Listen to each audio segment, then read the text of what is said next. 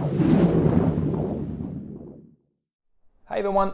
So today I'll be sharing everything I've learned so far about the flow state. The flow state, also called as the zone, is something that is actually an optimal state.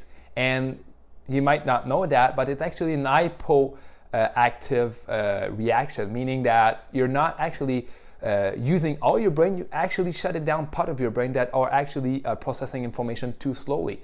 And that's the magic of it, because instead of using your conscious brain, you're actually using your subconscious brain, which is really a more efficient part of your brain.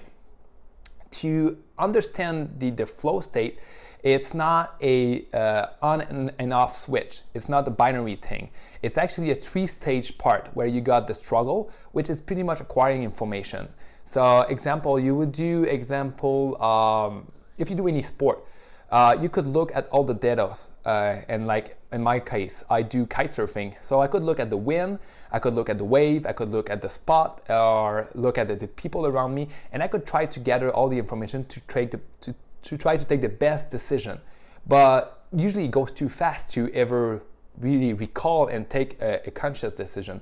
But what happened is actually my subconscious go into that optimal state where I don't need to think. So I'm just pretty much doing the thing. So I want to drive there, I just do it, and it just get me to that direction. And after that, if I want to jump, I just pull on it, and it just create that state where you're not actually thinking. And that's the part where you actually struggling, because you acquire information. And after that, you got another part of that stage, which is called the release. The release is part of where you actually pretty much you have to get your head out of it.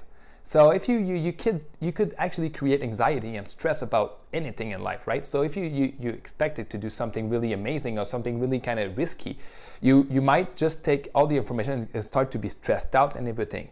Sometimes the best way to actually get into flow is to go for a run or for a walk. Outside is usually the best way to get involved in flow. Anyway, for me, it works every time. So you go for a walk and you come with clearer idea. And often you could have experienced this already. You're struggling to get something on and something working, and you go for a walk 15 minutes or 30 minutes, and you come back and you really are into it. Well, this just because you just free your mind of all that stress and releases that stress that you had in your mind. And after that, you have the recovery part. The recovery part is when you've drained out. You pretty much use up all the chemical in your brain, and now you feel kind of drained. That's the part where you're gonna need more courage actually to go through, because you're gonna feel drained, and you're gonna lose that feeling of being a Superman and being so productive or really going into the things. So now, how do we get triggers that flow state as often as possible? Well, there's individual triggers and there's group triggers. I'll start with sharing you with the individual triggers. So you have the passion and purpose, you have the risk, and it could be real or created. You don't need to be in a life-threatening situation to actually make it work.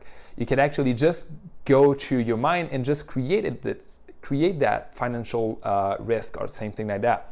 After that, it needs to be new stuff, it needs to be complex, it needs to be unpredictable, deep embodiment if it's a sport.